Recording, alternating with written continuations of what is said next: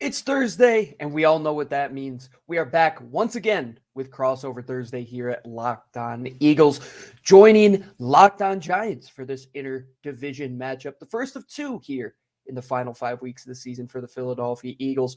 Patricia Traina gives us all the lowdown on the Giants and what we should expect on Sunday. All that and more on Crossover Thursday.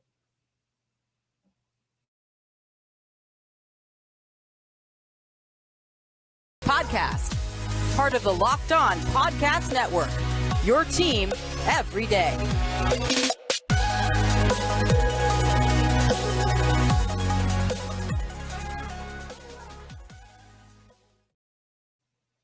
And this episode of the Locked On Eagles and Locked On Giants crossover is brought to you by our friends over at PrizePicks. Today's episode is brought to you by PrizePicks, daily fantasy made easy. Pick 2 to 5 players, and if they score more or less than their PrizePicks projection, you can win up to 10 times your money on your first entry. First-time users can receive a 100% instant deposit match on up to $100 with promo code LOCKEDON. That's LOCKEDON. That's prizepicks.com, promo code LOCKEDON. Let's jump right into it as Patricia Traina from Locked On Giants joins us here at Locked On Eagles for Crossover Thursday.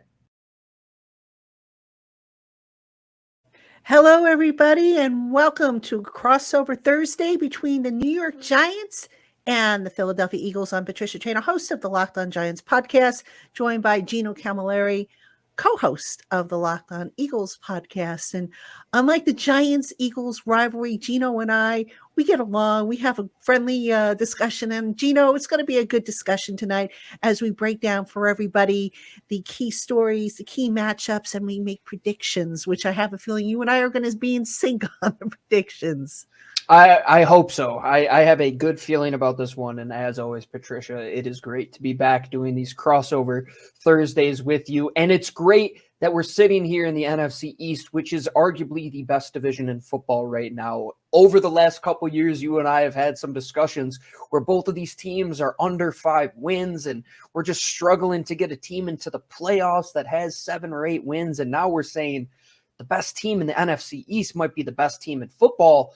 And the 3 best teams in the NFC besides the Philadelphia Eagles could also be in the NFC East as well. It's surreal the level of football that this division is playing right now. And the last 5 weeks, the Eagles see 3 division opponents. We'll be seeing you guys twice. We got the Dallas Cowboys on Christmas Eve. This is not going to be an easy stretch. This is one where it's going to be physical, tough football. I don't think this game is going to be a blowout like we saw last week. It's going to be very close, in my opinion. You can never write these NFC East games off, especially against the Giants, who, coming off of that tie, you got out without taking a loss. That team needs to win. That's a bad, dangerous place for the Philadelphia Eagles to be playing this team. I believe the Giants will come in hungry and ready to go, but I have to believe the Eagles will be just as hungry and ready to go as well. And I echo your sentiments about the NFC East. Wasn't it just last year we were saying NFC least? Yep. We were calling the division beast. NFC least. And now the best record, you take the 4 teams' records combined, it's the best in football.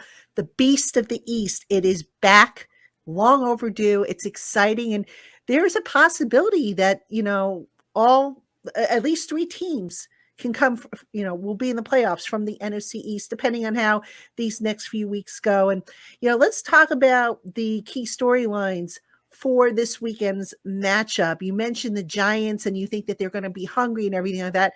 That's actually a storyline that I wanted to start off with. Not so much that, the hunger there, but my big thing with the Giants is after that Washington game, that 2020 tie on Sunday, the locker room acted as though it had lost. It was very deflated. It seemed like, every player you talked to was like, gosh, we put in all this preparation. We were so, we had it in our grasp and we let it slip away. To them, it felt like a loss. And I've never seen the team so despondent, or this team, I should say, so despondent after a game. It wasn't a loss. It wasn't a win. It was a tie. But it might as well have been a loss. It might as well have been a bad loss. And my big question coming into this week was, how would the Giants respond to that? Would they come out swinging and slugging. We talk about Philly week, in the media. It's like, oh, it's Philly week. It's going to be exciting.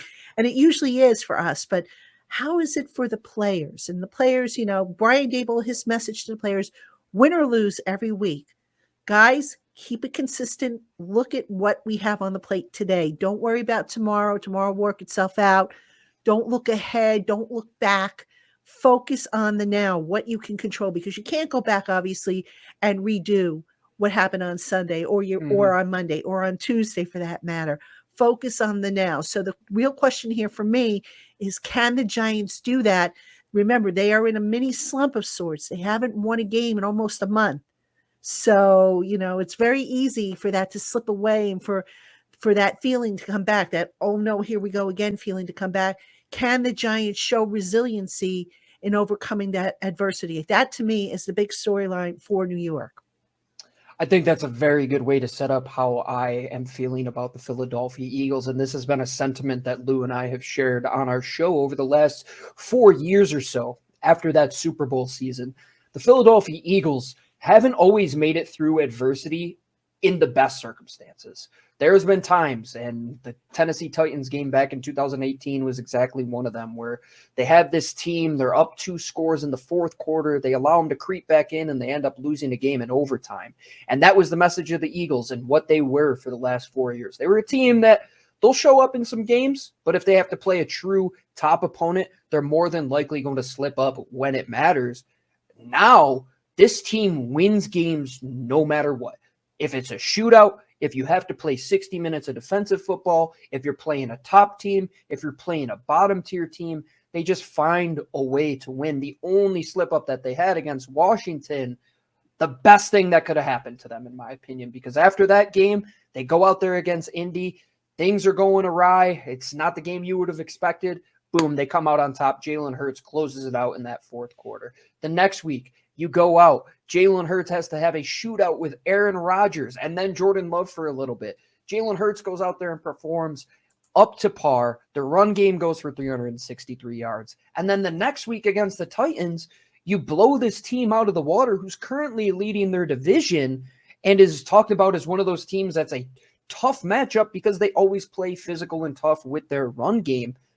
And the Eagles answered that question for me of how I would feel going into this week over the last 3 weeks. And the reason, Patricia, is because if you looked at those first 10 games or so, the run game and run defense, for that matter, was extremely poor. But over the last 3 weeks, they've held Jonathan Taylor in check. A.J. Dillon and Aaron Jones only went for a combined 102 yards. And then last week against Derrick Henry, you hold him to 30 yards. My biggest thing was we have to stop Saquon Barkley. We can't allow this guy who can break tackles. He's a decisive runner. He's going to make guys miss in the open field. Well, the Eagles have shored up their tackling concerns. They figured out to get the run defense going. Jordan Davis is now back, and nobody can pass on them the way that their cornerbacks are playing. So what is the hole for the Eagles? It's shooting themselves in the foot and getting behind the 8 ball. The only reason the Titans were in that game for a little bit at all last week was because the Eagles went crazy in penalties. They had about 6 penalties on their offensive line in the first quarter. They had 10 or 11 through the entire game. They put themselves behind the 8 ball. The way that you beat your division opponents is you play clean, sound, fundamental football. And your point to how will this team respond, I will just say this. The Eagles, they are like that vulture. They will circle you and circle you. And that moment that you slip up and you think everything is gone and you give up, that's when they're going to pounce. So if the Giants come out and show any bit of just, we're not playing 100% football, the Eagles will pounce on that. But it's the NFC East, and man, this could be a 13-10 game at the end because both teams have very good defensive lines. Both teams are very well coached with Brian Daboll and Nick Sirianni. Funny enough, both of them are from Western New York, where both Lou and I are from as well. So we had the Locked On Eagles and Locked On Giants triangle all there in New York for a little bit.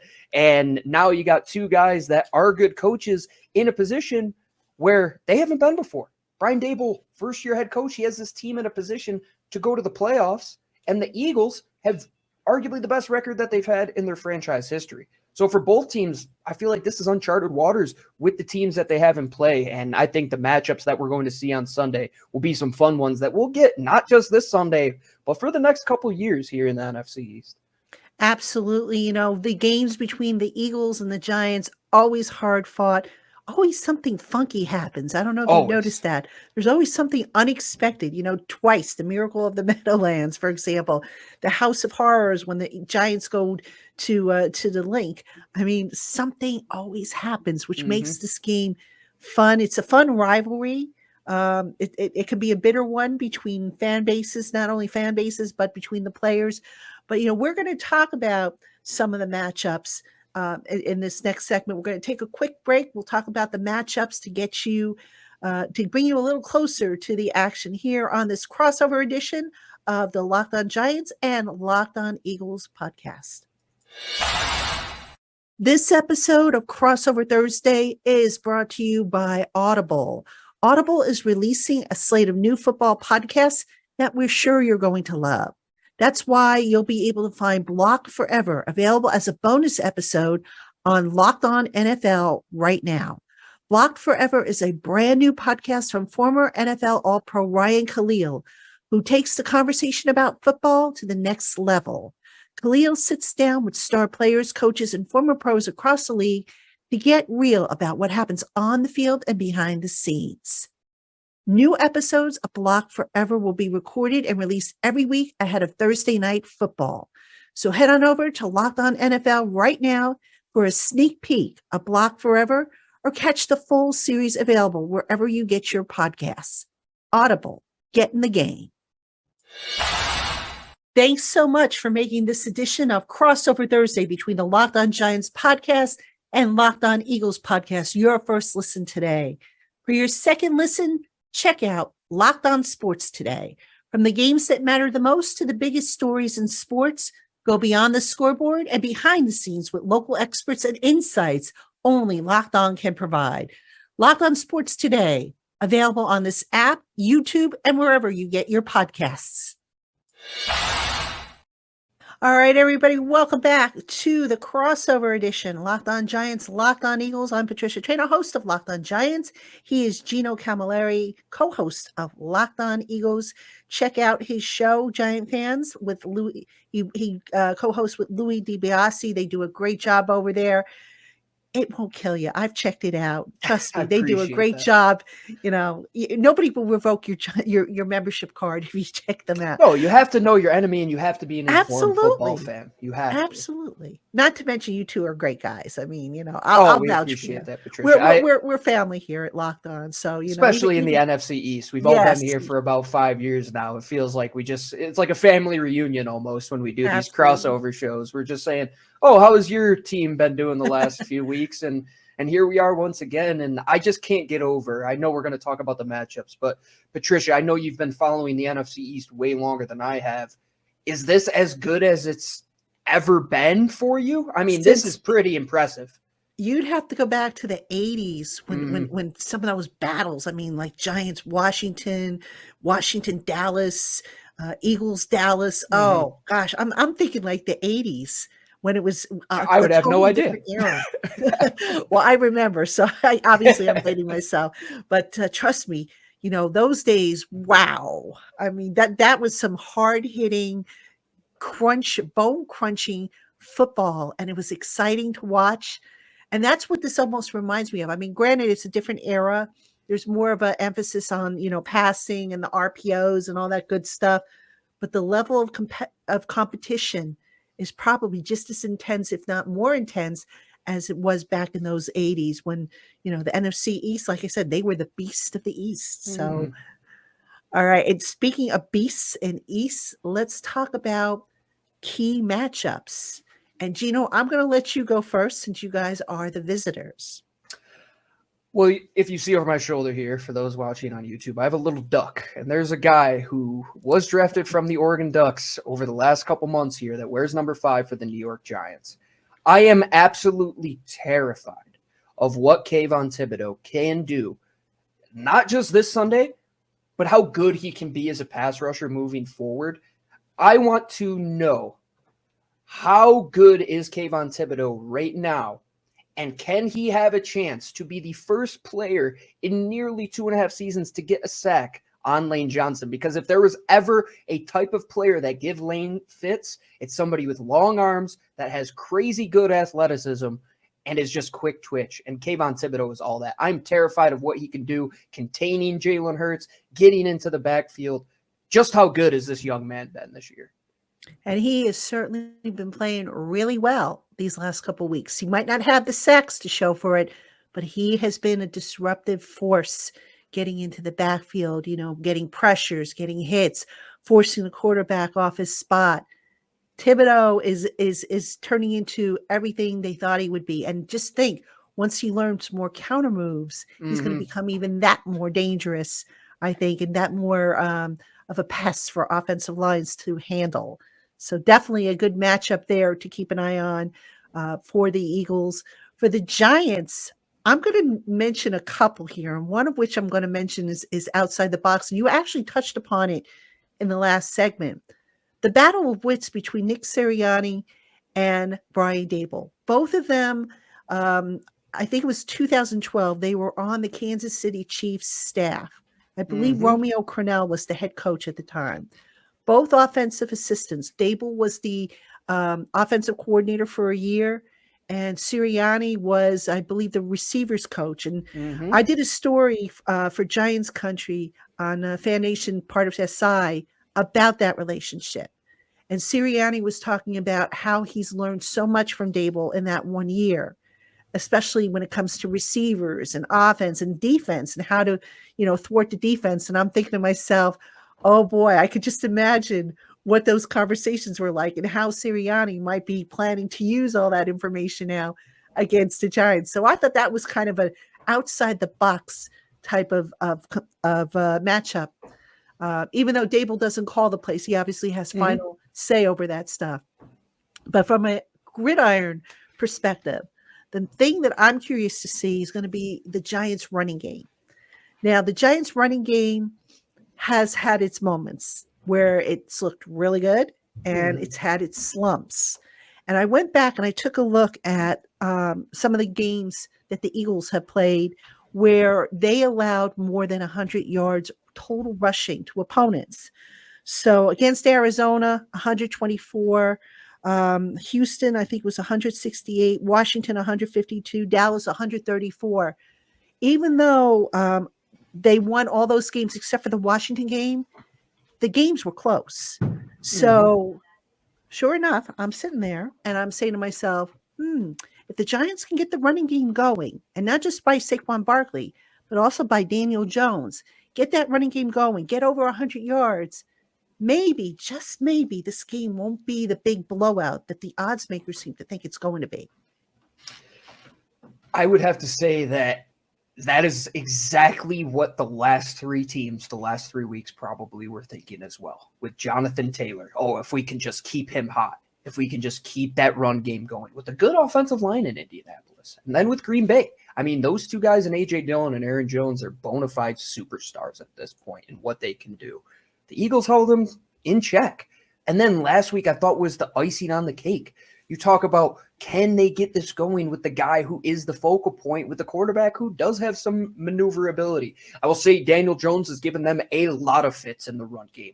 It is definitely a concern because when the Eagles are in the open field, tackling isn't their greatest thing. They've been better on it. They've been better in pursuit. They brought more juice to getting to the football, capping off tackles. But what will be the ultimate decider is the trench game. And bringing it all back to Nick Sirianni and Brian Daboll, you could take away that these 2 guys build these offenses in very similar lights. They're going to allow their offensive line to be fun, flowing, creative, open up holes for a runner in Saquon Barkley, who was the guy ahead of Miles Sanders. That's why it's always another cool matchup that these guys have such a cool personal relationship as well, and are both playing arguably the best seasons of their career and have both been the focal points of their offense, and as well as had quarterbacks who have taken that leap. Daniel Jones looks exceptionally better in the tape that I've seen of him over the last couple years. Jalen Hurts, very similar. He's taken that jump in completion percentage, touchdowns, taking care of the football. Both of these guys are athletes. Both of these guys have playmakers. It comes down to who controls the trenches, because if the Eagles defensive line can keep that Giants offensive line from getting that push, it'll be a lot tougher than it was against Tennessee. I think the guys on the line for the Giants, I mean, when you have guys like John Feliciano that are setting the tone for them, that's exactly who you want. You got big physical guys that can impose their will over guys like Jordan Davis, which is tough, and Javon Hargrave. And can you control the middle of the offensive line for 60 minutes? Because the Eagles defensive line can do that, and they've done it in the past. Now, if you do get it going, Saquon is probably going to be the hardest running back that you have to take down in the open field when it comes to yards after contact. If they get it going and they have a great day, Patricia, I could see a perfect day from the Giants being 200 yards on the ground.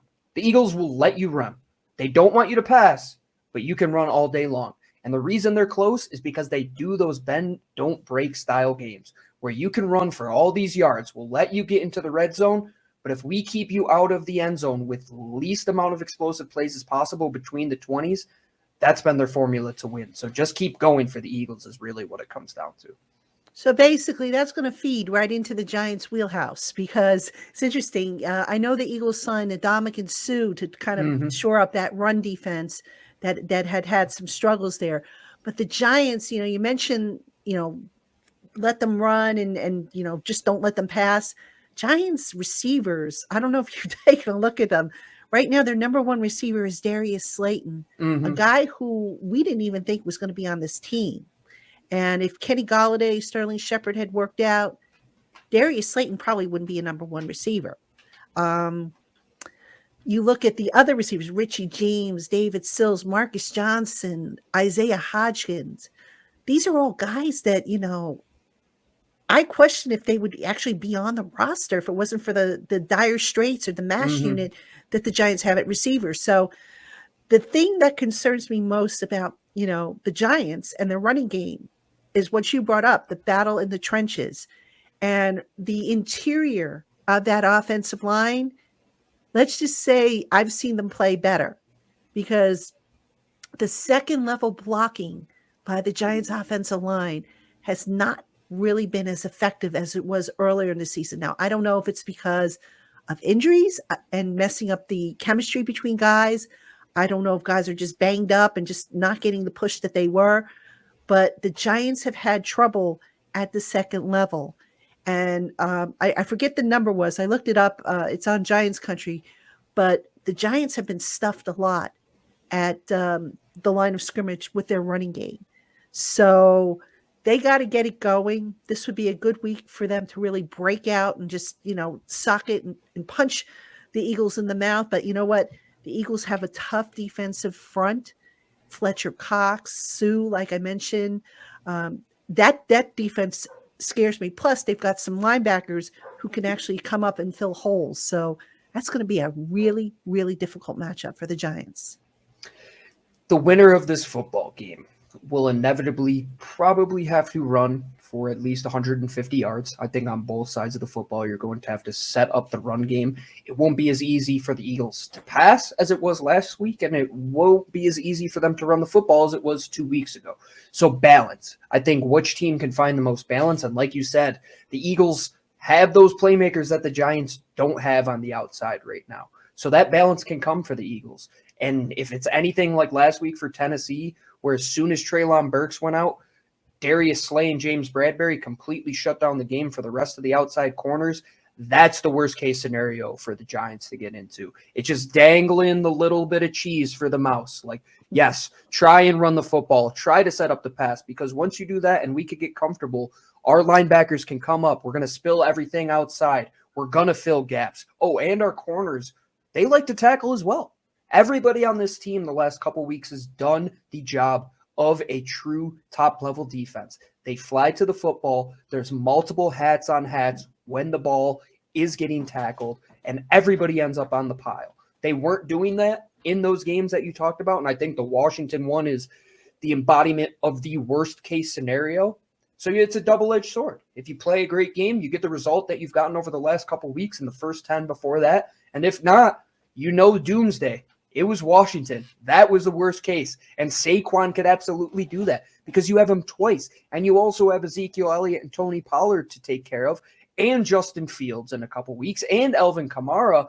This just doesn't stop for the Eagles. Maybe this is the one where there's just too much water for the dam to hold, and it finally breaks.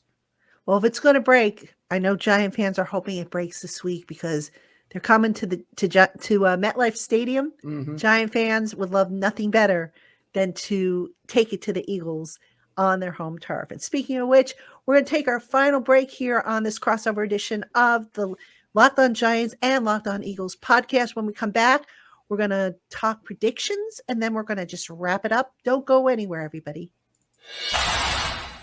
This episode of Crossover Thursday is brought to you by BetOnline. BetOnline is your number one source for football betting info this season. Find all the latest player developments, team matchups, news, podcasts, and in-depth articles and analysis on every game, both college and NFL. And BetOnline doesn't stop there. It's your continued source for all your sports wagering information with live betting and up-to-the-minute scores for every sport. BetOnline is the fastest and easiest way to check in on all your favorite games and events, including NBA, NHL, MMA, boxing, and golf. Head on over to BetOnline today or use your mobile device to learn more. BetOnline, where the games start. This episode of Crossover Thursday is brought to you by Built. If you haven't tried Built Puffs yet, you are depriving yourself of one of life's greatest joys. These marshmallow-like puffs are covered in real milk chocolate, and they melt in your mouth. They come in different flavors and are low in sugar and carbs and high in protein. What's also great about Built Puffs is that all of their bars are made with collagen protein, which provides tons of health benefits. So eat something that tastes good and is good for you. Visit Built.com and put your customized box together today. Use promo code LOCKEDON15 to get 15% off your first order. That's Built.com, promo code LOCKEDON15 for 15% off your first order. All right, everybody, welcome back to the crossover edition of Locked On Giants, Locked On Eagles. I'm Patricia Traynor, host of Locked On Giants. He is Gino Camilleri, co-host of Locked On Eagles. And we're just mixing it up. Always great to see Gino on the other side of the screen. And Gino, here's a part of the show that I know I'm not a big fan of, but they asked us to do it. I haven't gotten it right yet. Prediction time. And I get the impression that you're a little bit more optimistic about the score than I am. So let's hear what you have to say first.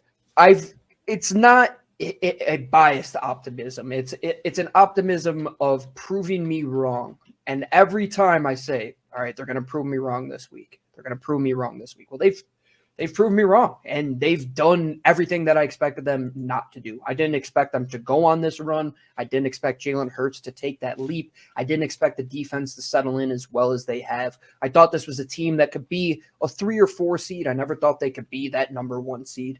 That is the most important thing, and that's what makes this game so important, is that 1 seed. To see how close Minnesota is, to see how close the Cowboys are in this conference right now. The Eagles can't slip up. In division games, they count as 2 wins in my book. You hand a loss to a division opponent, and you get that win. It's a 2-game swing.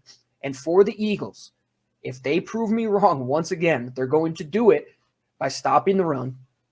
They're going to do it by having a good, sound offensive performance, not shooting themselves in the foot, not taking dumb, unnecessary penalties. Because if they do that, I believe that the Giants will come out on top of this game. It could be a 2017 game in favor of the Giants. But Jalen Hurts is playing at an MVP caliber level right now. Nick Sirianni has his team juiced to a level that I never saw even Doug Peterson get this team to. This is a game that is huge.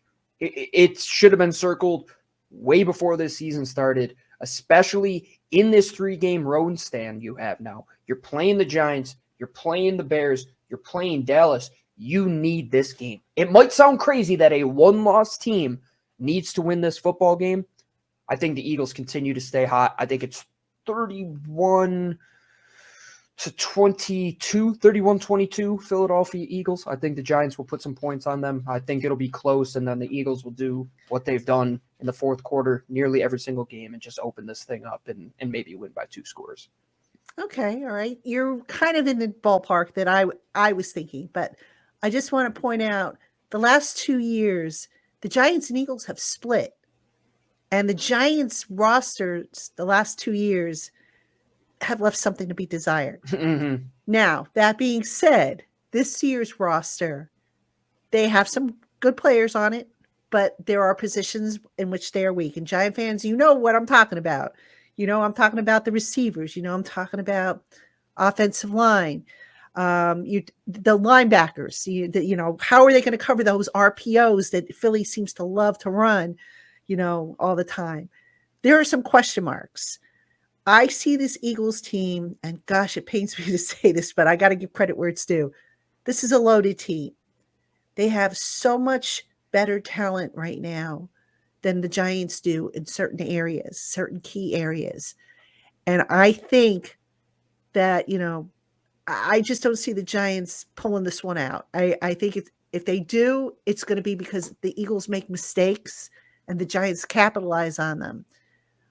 But otherwise, I think this is going to be 33. I'm going to go 33-17 Eagles. I don't even know that the Giants are going to be able to score 20 points. Wow. So I think this is going to be a little wider gap here. I hope I'm wrong, but you know, the last few weeks, it's funny. In writing the post-game scripts and everything like that, I've had to go back and forth and change stuff. I have a feeling this week my job's going to be a little easier because I think I'm going to be able to say Eagles have a comfortable lead. I hope I'm wrong because, like I said, the last 2 years the Giants have split with the Eagles. They've won the game at home. They've lost it at the link. Giants are just too banged up. I do think Brian Daboll, though, will have them ready to play. I think, you know, the attitude will be good. The energy will be good. I just don't think they have the juice to cross the finish line. Sorry, Giant fans. They were her words, not mine. I think the Eagles have to win this one. But at the end of the day, the state that this division is in, I've said it multiple times on my show, the coaches, the personnel, it is only going to get better over the next couple of years. This division is going to be as competitive as any division in football, and that should make Eagles fans, Giants fans, Washington fans, and Cowboys fans that much happier. Because if they can get back to those years where the whole league runs through the NFC East, it's going to be very fun for us covering it here on the Lockdown Podcast Network for the next couple of years. Yes, and to that point, Giant fans, it's going to get even better for the Giants. Give Joe Shane a healthy salary cap, which he will have next year.